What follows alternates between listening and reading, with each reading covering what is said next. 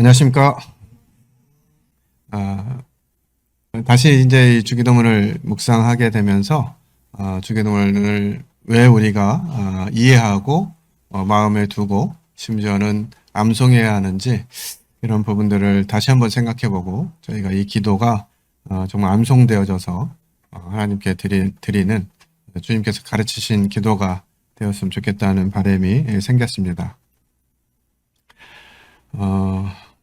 이 주기도문을 이제 나눌 것들을 기대하면서 주님 어떻게 이 주기도문을 나눠야 됩니까? 기도하고 먼저 주님이 저에게 가르쳐 주시기를 구하는 과정 가운데에서 어느 날 이제 아침 새벽에 일어나서 기도하면서 이 주기도문을 묵상을 하기 시작을 했는데 이 주기도문을 묵상하는 그 순간에 하나님이 제게 놀라운 은혜를 입혀 주신 것 같습니다. 이 주기도문을 다 읽어 보기도 전에 하나님 앞에서 제가 어떤 자인지, 이런 자와 함께 하시는 하나님이 어떤 분이신지 하는 부분들이 묵상되어지면서 구원받기 전에 죄 용서함을 위해서 하나님께 간절히 구하고 회개했던 것처럼 이 주기도문을 대하면서 제 삶 가운데 또 다른 회개와 헌신이 일어나는 그런 경험들을 통해서 이 주기도문 정말 귀하다 하는 생각들을 하게 됐고요.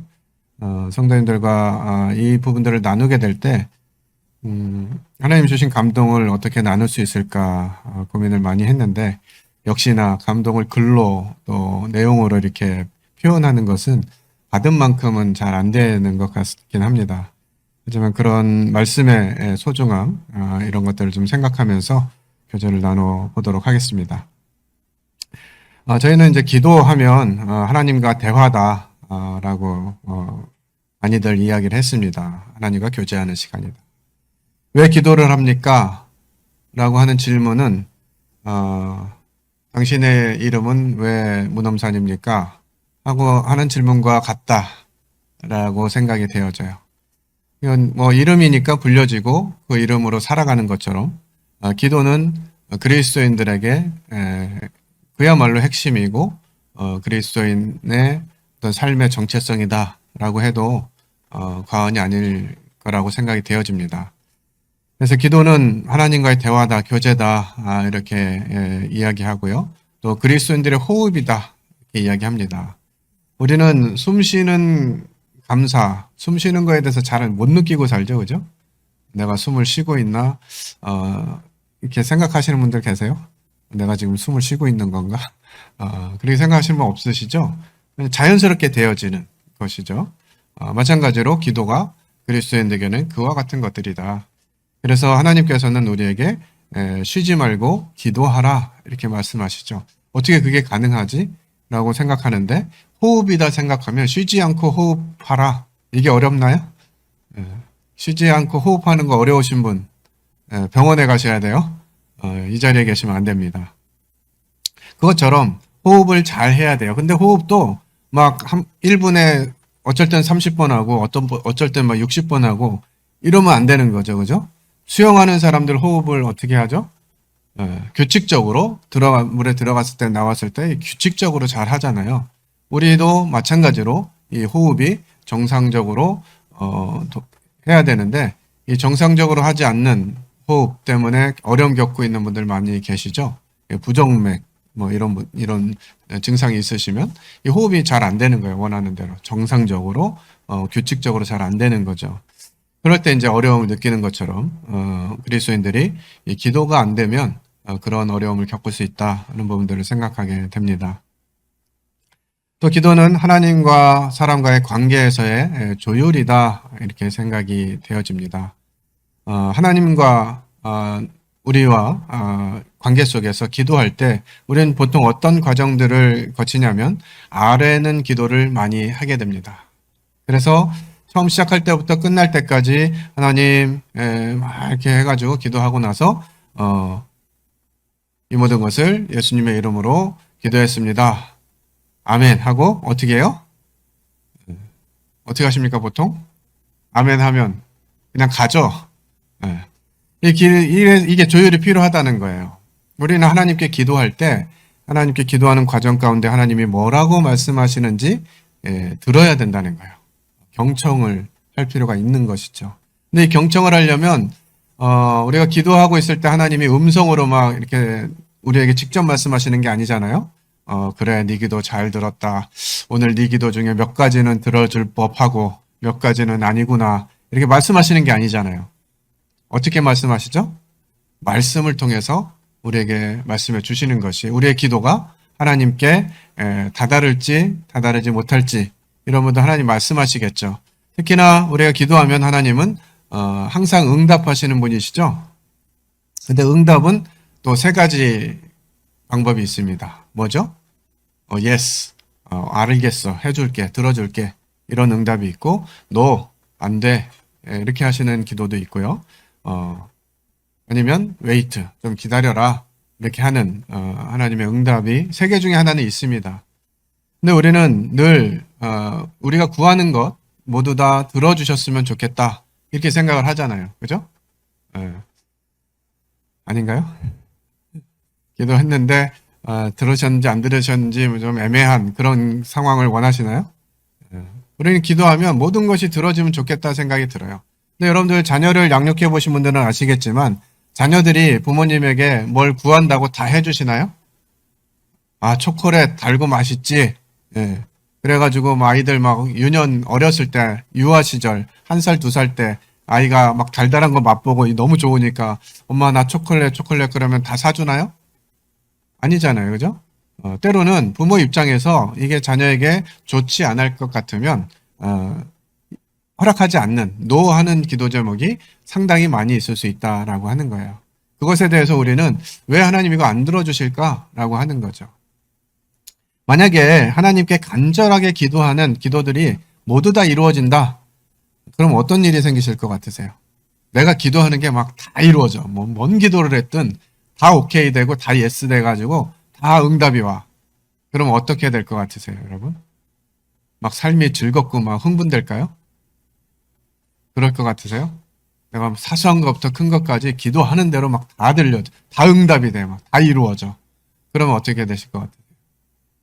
아마 우리는 하나님의 위치에 올라가게 되지 않을까.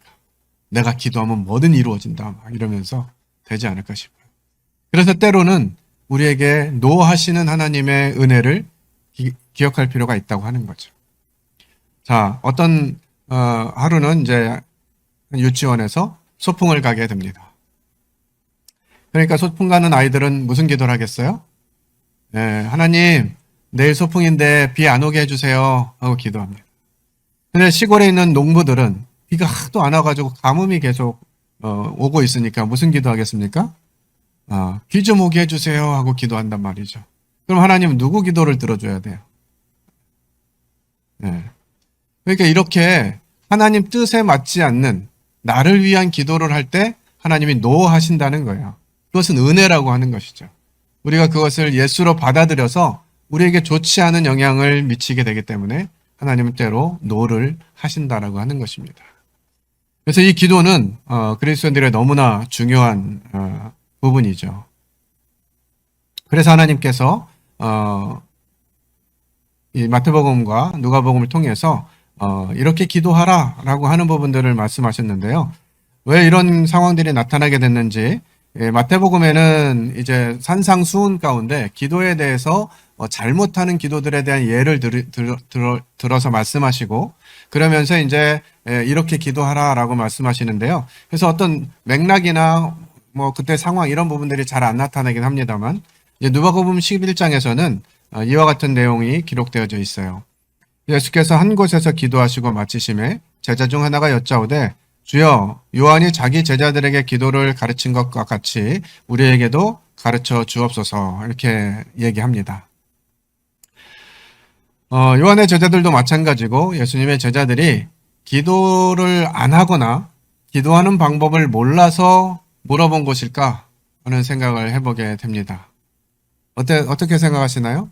제자들이 어떻게 기도하는지를 몰라서 예수님께 기도하는 방법을 알려주세요. 이렇게 했나요? 여기 질문을 잘 보세요. 제자들에게 기도를 가르친 것 같이 우리에게도 가르쳐 주옵소서. 뭐를요? 기도를 가르쳐 달라 그랬지 기도의 방법을 가르쳐 달라는 것이 아니에요. 언제, 몇 시에, 어떤 내용 이렇게 구체적인 어떤 방법을 물어본 것이 아니라 기도에 대해서 가르쳐 달라 이렇게 이야기합니다. 제자들은 왜 이렇게 했느냐? 제자들 또한 유대인이었기 때문에 유대인들은 기도하는 일에 있어서는 전문가와 같습니다. 왜냐하면 거의 모든 사람들이 하루에 3번은 무조건 기도했어요. 기도하는 시간이 정해져 있었죠. 그래서 이들은 기도를 할 줄 모르는 사람들이 아니고 어떻게 보면 기도가 삶인 사람들이었어요. 그런 제자들이 예수님께 우리에게 기도를 가르쳐 달라. 그 이유가 뭐라고요? 요한이 자기 제자들에게 기도를 가르친 것과 같이. 그러니까 이 당시에 이제 다양한 그 사람들이 있었는데 그런 사람들이 파를 이루게 됩니다. 우리가 성경을 통해서 잘 아는 뭐 사두개파니, 바리새파니 이런 이제 파들이 있었고요. 그런 그 종교적인 지도자 위치에 있는 이런 파들마다 어떤 기도문들을 정해가지고 이게 반복적으로 기도했던 것으로 보입니다. 근데 이때는 메시아가 다시 오실 것이라고 하는 이 열망이 아주 컸던 시기였어요. 왜냐하면 예수님이 이제 곧 오실 것이다 라고 하는 이런 약속을 하시고 승천하셨기 때문에 예수님 이후 시대에 살아가는 사람들에게 있어서 이 메시아를 기다리는 이것은 굉장히 큰 열망이었죠. 왜냐하면 그들은 정치적으로도 여전히 이제 로마의 핍박 가운데 있었고 그래서 메시아가 오셔서 하나님 나라의 왕국을 이루어 주시기를 원하고 그런 간절함을 담아서 회개와 또 헌신과 이와 같은 기도문들을 만들어서 반복적으로 기도해 왔던 것으로 생각이 되어집니다. 그런데 이제 그 바리새파들은 너무 이것이 이제 외형적으로 드러나는 이런 방향으로 흐르게 되죠. 그래서 마태복음 6장 초반에서 기도할 때 뭐 큰 거리에서 한다든지 누구에게 보이려고 하지 말라는 거예요. 골방에 들어가서 해라. 이런 이제 하나님이 주님께서 이런 교훈을 이게 말씀하시는데 이런 바리새파 사람들이 있었는가 하면 또 그때 당시에 이렇게 한 파였던 에세네파라고 하는 그 파가 있는데요. 그들은 이 먹는 거 최소한으로 먹고 사는 것에 대해서 관여를 하고 나머지 일들은 거의 성경을 연구하고 성경 말씀을 복사하고 뭐 이런 일들을 하면서 그들의 삶을 살았던 사람들입니다. 그 중에 대표적인 사람이 침례 요한이에요. 우리는 그 성경을 읽을 때마다 왜 침례 요한은 그 광야에 있으면서 석청을 먹고 왜 그렇게 살았을까라는 생각을 하게 되지 않아요? 다른 사람들 다 시내에 있고 먹고 마시고 하면서 이렇게 살았는데 왜 침례 요한은 뜬금없이 광야에서 저러고 있지? 약대 털옷을 입고 석청을 먹으면서 그렇게 있었을까? 이런 생각이 드는데 이 에세네파라고 하는 사람들은 그런 경건주의자들인 거예요. 말하자면 먹고 사는 일은 최소한 하고 나머지 시간들은 다 하나님께 드리던 그런 사람들이었던 거죠. 그렇기 때문에 이제 이들이 계속해서 이와 같은 부분들 생각하면서 요한이 제자들에게 우리는 이렇게 기도해야 된다라고 하는 부분들을 가르쳤던 것으로 보입니다. 그래서 이제 제자들도 예수님께 기도를 가르쳐 달라고 하는 것이죠. 그 당시에 이제 이렇게 되어졌던 기도 중에서 카디시 기도, 18번 축복 기도 이런 이제 기도문들이 있거든요. 조금 살펴보면 카디시 기도는 이렇습니다. 그분의 이름이 높여지고 거룩히 여겨지이다. 그분이 그분의 뜻에 따라 지으신 세상 안에서 그분이 자신의 나라 다스리심이 다스리게 하실 너희들의 생애에 그리고 너희들의 날들에 그리고 이스라엘 집안 전체의 생애에 신속히 그리고 조만간 그분의 위대한 이름이 영원에서 영원까지 찬양되소서 이에 대해 말하라. 아멘. 이런 이제 짧은 구절의 기도가 있었는가 하면 18번 축복 기도라 그래가지고 1번부터 18번까지 돼 있는 아주 긴 축복 기도문이 있어요. 그 중에 1, 3번만 이렇게 좀 읽어보겠습니다. 1번부터 3번인데도 길어요. 주님, 우리 조상들의 하나님, 아브라함의 하나님, 이삭의 하나님, 야곱의 하나님, 전능하시고 무서우신 하나님, 하늘과 땅을 지으신 지구하신 하나님, 우리의 방패, 그리고 우리 조상들의 방패이신 하나님, 매 세대마다 우리의 의지할 분이신 당신을 축복하나이다. 아브라함의 방패이신 주님, 당신을 축복하나이다. 당신은 전능하셔서 교만한 자들을 겸손케 하시는 이시고 강하시고 포악한 자들을 심판하시는 분이십니다. 당신은 영원히 사시고 죽은 자들을 일으키시며 바람을 불게 하시고 이슬을 내리시며 산자들에게 공급하여 주시고 죽은 자들을 살리시며 단숨에 우리 구원이 일어나게 하시는 분이십니다. 죽은 자들을 살리시는 주님, 당신을 축복합니다. 당신은 거룩하시고 당신의 이름은 경이로우시며 당신 외에는 다른 신이 없습니다. 거룩하신 하나님 신주님, 당신을 축복합니다. 이런 내용의 이제 축복 기도문이 18번까지 있습니다. 제가 이렇게 살펴보면서 12번에 아주 이렇게 이런 기도도 하는구나 하는 내용을 이제 발견하게 됐는데요. 12번 한번 같이 읽어볼까요? 시작. 그리고 배교자들에게는 소망이 없게 하시고 교만한 나라는 빨리 우리의 생애에 뿌리 뽑히게 하소서. 그리고 나사렛 당원들과 이단자들은 빨리 망하게 하시고 그들이 생명책에서 지워지게 하시며 그들이 의인들과 함께 기록되게 하지 마소서. 교만한 자들을 겸손케 하시는 주님, 당신을 축복합니다. 네. 아마도 이 18번 축복 기도문은 바리새인들이 많이 이게 반복했던 기도문 같아요. 그리고 그 기도문 중에 12번은 이런 내용들이 있죠. 교만한 나라는 빨리 우리의 생애에 뿌리 뽑히게 하소서. 이 교만한 나라 어디일까요? 네, 로마겠죠. 자기 괴롭히고 막 이런 나라들. 그리고 나사렛 당원 누굴까요? 나사렛 당원 누굴 것 같아요? 예수님을 따르던 제자들. 나사렛 예수를 따르던 사람들을 어떻게 하라고요? 이단자들은 빨리 망하게 해달라. 이게 이제 유대교, 전통적인 유대교 사람들이 이제 예수님을 믿고 이 복음을 전하는 이런 사람들을 생각하면서 했던 기도문이 아닌가 하는 생각이 들어요. 그리고 심지어는 막 그들이 생명책에서 지워지게 하시고 막 되게 이렇게 난폭한 기도를 하는 게 아닌가 싶을 정도로 이런 기도를 하게 되는데 한편으로는 하나님 앞에 뭐 솔직한 고백인가 싶기도 하고 이런 내용의 기도문을 계속해서 기도할 때마다 반복적으로 기도했다라고 하는 것입니다. 그런 상황에, 그런 배경에서 이제 우리는 주기도문을 살펴보게 되는 것입니다. 마태복음 6장 9절로 13절에 있는 말씀 함께 읽도록 하겠습니다. 시작. 하늘에 계신 우리 아버지여, 이름이 거룩히 여김을 받으시오며 나라가 임하시오며 뜻이 하늘에서 이루어진 것 같이 땅에서도 이루어지이다. 오늘 우리에게 일용할 양식을 주시옵고 우리가 우리에게 죄 지은 자를 사하여 준 것 같이 우리 죄를 사하여 주옵시고 우리를 시험에 들게 하지 마옵시고 다만 여기서 구하옵시옵소서. 나라와 권세와 영광이 아버지께 영원히 있사옵나이다. 아멘. 네. 우리는 이 짧은 5구절에 주님이 가르치신 기도를 살펴보게 될 것인데요. 이 주기도문은 신학자들이 볼 때도 아주 완벽한 기도문이다 라고 표현들을 합니다. 어떤 구성에 있어서 또 그 내용에 있어서 이 기도문이 표준인 기도문. 그래서 이 이후에 이 주기도문이 계속해서 암송되어지는 기도문으로 채택된 것으로 보여지고요. 지금은 이제 많은 교회들이 교회가 파할 때 이 기도문, 주기도문을 통해서 마무리하는 이런 시대에 우리가 살고 있습니다. 주기도문의 전체 구조는 크게 두 부분으로 나눠져 있는데요. 하나님을 향한 부분과 인간을 향한 부분으로 나눠져 있습니다.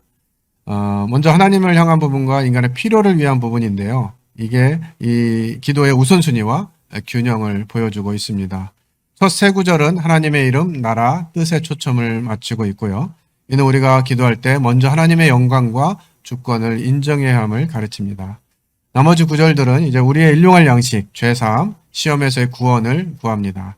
이는 우리의 물질적이고 영적인 필요를 하나님께 의지하는 기도를 보여주고 있습니다. 먼저 첫 번째 나오는 구절인데요. 하늘에 계신 우리 아버지. 네, 주기도문의 시작입니다. 하늘에 계신 우리 아버지로 시작하게 되는데요. 이 짧은 문구 첫 구절인데 이 구절을 묵상하면서 넘어갈 수가 없었어요. 첫 번째 하늘에라고 하는 이 말씀을 이렇게 묵상하게 될 때, 이 기도문을 계속 진도를 나아갈 수 있을까? 이런 생각이 들면서, 하늘이라고 하는, 하나님이라고 하는 이런 부분들을 묵상하면서 그냥 하나님 앞에 무릎을 꿇을 수밖에 없었습니다. 여기 하늘에라고 하는 단어, 우라노스라고 하는 단어인데요. 우리말로 이제 하늘이라고 표현되어 있지만, 이 원어에는 이것이 이제 복수로 표현이 되어 있습니다. 하늘들이라고 표현되어 있어요. 그런 것들을 보게 될 때, 이것은 이제 어떤 한 모습, 우리가 눈으로 보여지는, 이 그림에 있는 눈으로 보여지는 하늘, 이뿐만 아니라, 그 하늘과 또 그 하늘 밖에 우주에 있는 대기권의 하늘, 우주에 있는 하늘, 또 세 번째 하나님이 계신 하늘, 이렇게 이제 표현하잖아요. 그래서 이 하늘에 계시다라고 할 때 이 하늘은 우리가 물리적으로 볼 수 있는 그런 하늘일 뿐만 아니라 하나님이 거하시는 곳을 의미하기도 합니다. 그래서 이 하나님의 고유한 영역성과 신성을 상징하는 영적 의미로 사용되어지는 단어이죠. 그러니까 하나님이 어떤 분이신가라고 하는 부분들 생각할 때 하늘에 계시다라는 거예요. 우리와 차원이 다르다고 하는 것이죠. 하나님은 모든 곳에 계십니다. 그죠? everywhere, 어디든지 계시는 분이시죠. 또 우리는 하나님이 무소부지하신 분이다. 없는 곳이 없는 분이시다. 이렇게 표현을 해요. 저에게도 뭐 전달되어져서 알려진 내용들인데요. 우주 왕복선이 이제 그 지구를 벗어나는 이런 기술이 되었을 때 처음에 그 우주선을 타고 나갔던 사람은 내가 지구 밖에 나가봤는데 거기 아무것도 없더라. 이렇게 이제 표현을 했다 그래요. nowhere죠. 아무것도 없더라. 어디에도 없더라 하나님은. 그런데 두 번째 이제 그 우주왕복선을 타고 지구를 벗어난 사람은 똑같은 우주를 경험하고 왔을 때, 와, 하나님이 만드신 세상은 정말 우주 밖에서도 지구 밖에서도 너무 아름답더라 라고 하는 표현을 했다고 하는 것이에요. 그래서 누군가는 nowhere, 하나님 어디에도 없다 이렇게 이제 표현하는 사람이 있는가 하면 nowhere에서요, 요거 중간에 딱 자르면 어떻게 돼요? now here이 되는 거예요. 하나님 지금 여기 계시다. 하나님은 어디든 계시면서 지금 여기에도 계시는 것이죠. 우리와도 함께하고 계시고 또 다른 나라에서 다른 곳에서도 또 하나님은 그렇게 활동하시는 분. 그러니까 우리와는 완전히 차원이 다르신 분이죠. 제가 하나님 앞에 무릎을 꿇고 회개하게 된 이유는 무엇이었냐면 이 놀라운 하나님, 이 광대하신 하나님 앞에서 나는 어떤 태도를 취하고 있는가 하는 것이었어요. 내가 이 놀라우신 하나님, 광대하신 하나님, 세상을 만드시고 창조하신 그 하나님을 그와 같은 분으로 대우하고 있는가. 저 자신을 돌아볼 때 하나님 앞에서 너무 부끄럽고 죄송하고, 내가 하나님을 이 정도로밖에 인정하지 않고 있구나 하는 사실들에 제 자신을 정말 하나님 앞에 회개할 수밖에 없는 그런 시간이었어요. 하늘에 계신 분이시죠. 우리가 차원이 다르시고. 근데 그분을 늘 우리 수준으로 생각하면서 자꾸 이해하려고 아니면 뭔가 내 뜻에 맞춰보려고 하는 이런 고집과 교만이죠. 하나님으로 알지 못하는 이 무지함. 이런 것들이 한순간에 깨달아지면서 정말 하나님 앞에서 내가 정말 마땅한 삶을 살지 않고 있었구나 하는 생각들을 해보게 됩니다. 하나님 얼마나 광대하신 분인지를 묵상하면 그렇게 되겠죠. 다음에 아버지. 원래 이제 헬라어에는 아버지가 맨 먼저 표현되어져 있습니다. 로마서 8장 15절 같이 읽어보겠습니다. 시작. 너희는 다시 무서워하는 종의 영을 받지 아니하고 양자의 영을 받았으므로 우리가 아빠, 아버지라고 부르짖느니라. 네.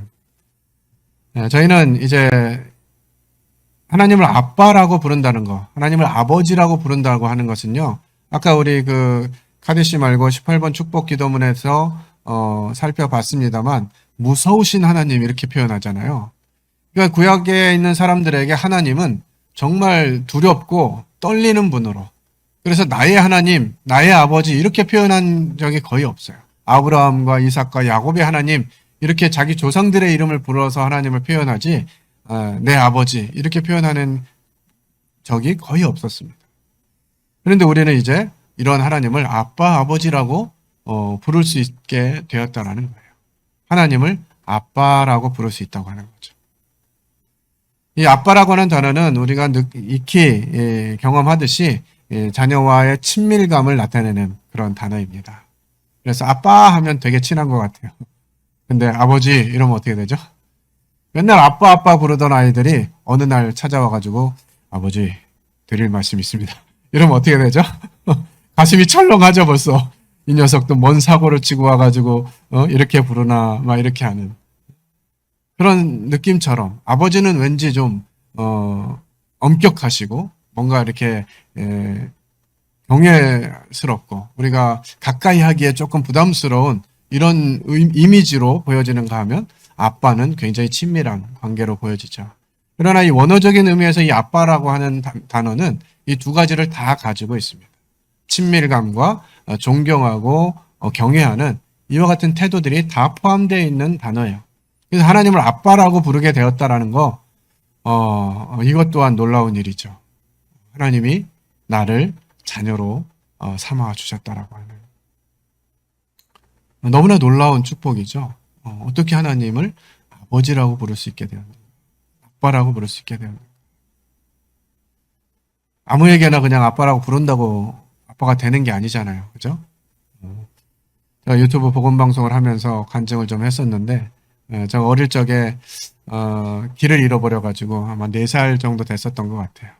길을 잃어버려가지고 울다 지치고 가다 이제 더 이상 갈 수 없는 곳에 이르렀는데 그게 이제 옛날 말하면 이제 기차역에 간이역에 이제 도달했어요.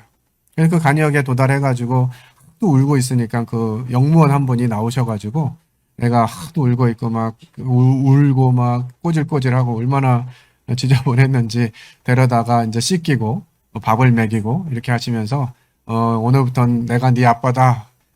아빠라고 불러봐. 이렇게 했어요. 그랬더니 제가 어렴풋이 그냥 내 아빠. 그랬던 기억이 있습니다. 그러니까 이제 아빠라고 부른 거예요. 뭐 배도 고프고 힘들고 하니까 하라는 대로 했겠죠. 참 착했던 아이 같아요. 근데 그렇다고 그분이 아빠가 됩니까?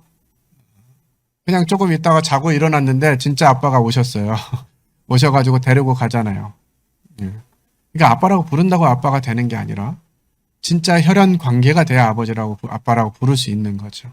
하나님, 그 하늘에 계신 우리와 차원이 다르고 광대하시고 정말 우리가 측량할 수 없는 그분이 우리 아버지가 되셨다라고 하는 것이 너무나 감사하죠.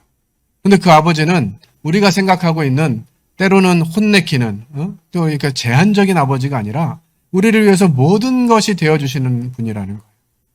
생명을 주셨죠? 창조자이신 분이신 거예요. 우리를 창조하신 하나님.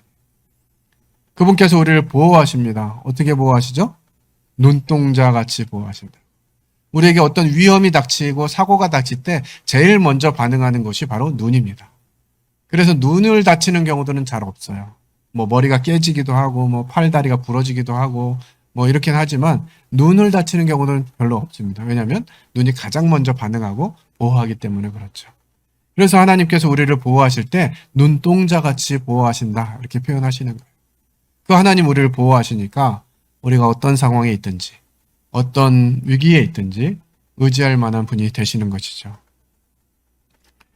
그리고 그분께서 우리를 부양해 주십니다. 때에 따라 필요를 공급해 주시고 우리가 무엇이 필요한지 더 잘 아셔서 주실 것은 주시고 안 주실 것은 안 주시고 우리 뜻대로 되어진 초반부에 말씀드렸습니다만 내가 원하는 대로 다 들어주시는 것이 아니라 우리에게 가장 좋은 것을 주시는 것. 그래서 하나님이 주시는 것이 가장 선한 것이다. 우리 이렇게 고백하게 되는 것이죠. 이 청년들하고 지금 결혼 공부를 하고 있는데 자꾸 배우자를 찾으려고 애쓰지 마라. 네가 아무리 열심히 노력을 하고 찾아봐도 하나님께서 선택하시는 것과는 차원이 다르다. 하나님은 형제에게, 자매에게 가장 좋은 배우자를 선택하시고 보여주실 것이다. 그런데 그걸 노할 수 있다는 거예요. 어떤 상황에? 하나님보다 내가 더 낫다라고 여기는 이 교만함이 하나님이 보여주신 배우자는 거절하고 자기가 원하는 배우자를 선택할 위기에 있을 수 있다는 것입니다. 하지만 하나님께서는 우리보다 우리를 더 잘 아시는 분이시죠. 우리를 지키시는 자가 졸지도 아니하시고 주무시지도 아니하시면서 우리의 어떤 필요들이 보여질 때 그것들을 공급하시고 또 우리 성장케 하시는 부양자가 되시는 것이죠. 또 위로가 되는 것은 하나님은 우리의 아픈 것을 아시는 분이시죠. 우리 상황이 어떤지, 무엇 때문에 그런지 하나님은 아시는 거예요.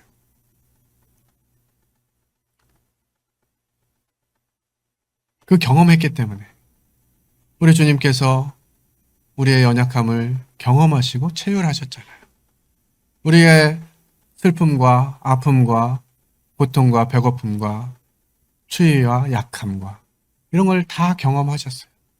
그래서 그분이 우리에게 주시는 위로는 참된 위로가 되는 것이죠. 왜? 나의 모든 것을 아시고 내 연약함을 경험하셨기 때문에. 오랜 전 얘기입니다만 제 아내가 이제 갑자기 뇌출혈을 겪으면서 병원에서 이제 중환자실에 이렇게 있는데 그 성도들의 이제 기도 제목을 보내고 알리고 했을 때 많은 분들이 와서 위로하셨어요. 기도하겠다고, 회복을 위해서 기도하겠다고. 그런데 별로 위로가 되지 않는 거예요. 근데 한 분이 생각났어요. 이 형제님이 오셔서 위로해 주시면 위로가 될 것 같은 거예요. 그래가지고 그분께 밤 11시가 넘어서 전화를 드렸는데 그때 전화를 받으시고 꽤 멀리 계셨던 분인데 전화를 받으시고 알겠다고 하면서 그 시로 움직이셔서 새벽 2시쯤에 병원에 도착하셨어요. 그리고 제 손을 잡아주시면서 많이 힘들지. 그냥 다른 말도 안 하시고 그냥 손잡아주고 안아주고 했는데 그냥 위로가 되더라고요. 그 형제님 어떤 분이셨냐? 아내를 먼저 병으로 잃으셨던 분이셨어요. 그래서 그분을 생각하면서 이것이 이제 진정한 위로다라고 하는 것을 경험하게 됐죠. 저 또한 누군가 불편하고 힘들다 그럴 때 그래 그만 걱정해. 하나님은 다 고쳐주실 거야. 이런 말 다 많이 했었거든요. 근데 그때 경험을 통해서 이게 위로가 안 되는 거구나 하는 걸 깨닫게 됐어요. 우리 성도들이 어떤 아픔을 이야기할 때 쉽게 걱정하지 마. 하나님이 다 해결해 주실 거야 라고 말할 수 있어요. 하지만 그것이 진정한 위로가 되려면 그 아픔을 경험해 본 적이 있어야 돼요. 그래서 그게 경험해 보지 않은 아픔이다 생각하시면 그냥 뭐 걱정하지 마. 다 해결될 거야. 이런 말보다는 그냥 한번 손잡아 주시고 안아주시고 많이 힘들지 하고 밥 사주시고 그게 더 큰 위로가 되는 것 같아요. 하나님 그런 분이시라는 것입니다. 우리의 모든 아픔을 모든 상황을 아시고 위로하시는 것이죠. 그리고 하나님께서는 이제 우리가 어떻게 살아가야 될지 이런 본을 보여주시는 분이십니다. 그 중간에 이제 우리 아버지라고 하는 단어가 기록되어 있습니다. 우리라고 하는 단어인데요. 요한복음 17장 21절 같이 읽어보도록 하겠습니다. 시작. 아버지여, 아버지께서 내 안에 내가 아버지 안에 있는 것 같이 그들도 다 하나가 되어 우리 안에 있게 하사 세상으로 아버지께서 나를 보내신 것을 믿게 하옵소서. 아버지가 내 안에, 내가 아버지 안에 있는 것 같이 그들도 다 하나가 되어 우리 안에 있게 하사 세상으로 아버지께서 나를 보내신 것을 믿게 하옵소서. 이 우리라고 하는 의미 속에는 이미 우리가 잘 알고 있는 지상명령이 내포되어져 있습니다. 가서 모든 족속으로 제자를 삼아 아버지와 아들과 성령의 이름으로 침례를 주고 내가 내게 가르쳐 지키게 한 모든 것을 지키게 하라. 이 하나님의 지상 명령이죠. 왜냐하면 이미 마태복음에서 기도를 가르치실 때 하늘에 계신 우리 아버지여라고 가르치셨어요. 우리에는 누가 포함되어 있는 거예요? 나만이 아니죠. 나의 하나님. 하늘에 계신 나의 하나님이여 이것이 아니라 하늘에 계신 우리 하나님이여라고 가르치셨다. 그러니까 여기에는 이미 나뿐만 아니라 그리스도 안에 들어온 성도들 각각이 다 포함되어 있는 것이. 나의 하나님만 아니라 저 형제의 하나님이고 저 자매의 하나님이라고 하는 것이죠. 특히나 이와 같은 부분들에 있어서 우리는 연약한 지체나 마음에 들지 않는 지체의 아버지도 되신다라고 하는 것입니다. 나의 아버지께서 그 형제도 그 자매도 사랑하신다는 거예요. 그 형제의 아버지이기도 하시고 그 자매의 아버지이기도 하시다는 거죠. 그래서 우리는 연약한 형제들을 생각할 때 우리라고 하는 개념을 다시 한번 생각해 볼 필요가 있겠다 생각이 들어요. 우리 가끔 어릴 때 이렇게 놀다 보면 숫자가 잘 안 맞으면 마지막 남는 사람 뭐 해요? 깍두기 시키잖아요. 깍두기. 반찬 깍두기 말고 깍두기를 시켜요. 근데 이 깍두기는요. 어떤 사람들이에요 보통? 잘하는 사람이에요? 잘 못하는 사람이에요? 잘 못하는 사람. 순서대로 뽑다가 맨 마지막에 남았는데 숫자도 안 맞아. 그럴 때 이제 깍두기인 거죠. 야, 너 그냥 저쪽 팀에 뭐 이런 거. 어떻게 보면 교회 안에도 이런 깍두기 같은 성도들이 있을 수 있다고 하는 거죠. 그 성도들에 대해서 어떻게 생각하냐는 거예요. 근데 이 깍두기는요. 잘 생각해 보니까 이렇더라고요. 깍두기는 승리한 팀에서 깍두기. 그 깍두기는 어떤 기쁨을 누리죠? 승리의 기쁨을 함께 누려요. 그죠? 깍두기인데 승리하면 그 기쁨을 함께 누리는 거예요. 그런데 깍두기 팀이 졌어. 그럼 어떻게 되죠? 야, 깍두기 너 때문에 졌잖아. 이런 얘기 듣나요? 안 듣나요? 깍두기는 책임이 없어요. 이거 얼마나 자유로운 위치인지 몰라요, 깍두기는. 승리하면 승리의 기쁨을 누리면 되고 저도 책임이 없어요. 그런 연약함이 성도들에게 있을 수 있다는 거죠. 그럼 우리는 어떻게 대우해야 돼요? 기쁠 때 함께 기도하고 힘들고 지칠 때 위로해야 되는 거죠. 너 때문이야가 아니라 너 때문에 내가 힘들다. 아, 우리 교회 저 형제만 없었으면 진짜 좋겠는데. 우리 모임에 그런 분은 없으리라 생각이 됩니다만 그럴 수 있어요. 아, 쟤 너무 힘들게 해. 쟤만 없었으면 좋았을 텐데. 이런 마음이 드실 때 그 형제는, 그 자매는 깍두기구나 생각하시기 바랍니다. 하나님이 교회 가운데 두신 깍두기. 그래서 하나님이 우리를 기쁨 가운데 두실 때 함께 기뻐하고 어려운 일이 있을 때 연약하기 때문에 그에게 책임을 돌리는 것이 아니라 돌아보고 살피고 위로할 수 있는 그런 것이 우리 아버지라고 하는 참 큰 위로가 되었어요. 왜 하나님은 이런 사람을 택하셔서 우리 아버지가 되게 하셨는지. 그 우리라고 하는 공동체 안에 나도 넣어주신 거잖아요. 구원받고 그냥 바로 데려가셨든지 아니면 뭐 따로 있었다면 이 우리라고 하는 개념에 대해서 알지 못했을 것이에요. 하나님께서 우리를 교회 가운데 들어오게 하셔서 우리라고 하는 관계를 깨닫게 하셨다는 거예요. 우리는 이 하늘에 계신 우리 아버지라고 하는 이 짧은 구절을 통해서 얼마나 큰 위로를 받게 되는지 생각을 해보게 됩니다. 하늘에 계신 우리 아버지를 묵상하시면서 주기도문의 의미를 다시 찾아갔으면 하는 마음이 듭니다. 하나님이 나에게 그런 분이시구나. 그 하나님께서 나를 자녀 삼아 주셨구나. 그리고 그 자녀 삼은 관계는 나가 아니라 우리라고 하는 교회를 허락하셨구나 라는 생각들을 하시면서 교제를 하시면 좋을 것 같습니다. 아버지 하나님 감사드립니다. 참 놀라우신 하나님께서 우리의 아버지가 되셨다라고 하는 참 크고 놀라운 은혜 앞에 감사를 드립니다. 주님이 가르치신 이 기도가 저에게 얼마나 큰 은혜인지 축복인지 하는 분을 다시 묵상케 하시고 성도들의 교제를 통해서 더 풍성히 나눠지기를 원합니다. 감사를 드리며 주 예수님 이름으로 기도했습니다. 아멘. 네.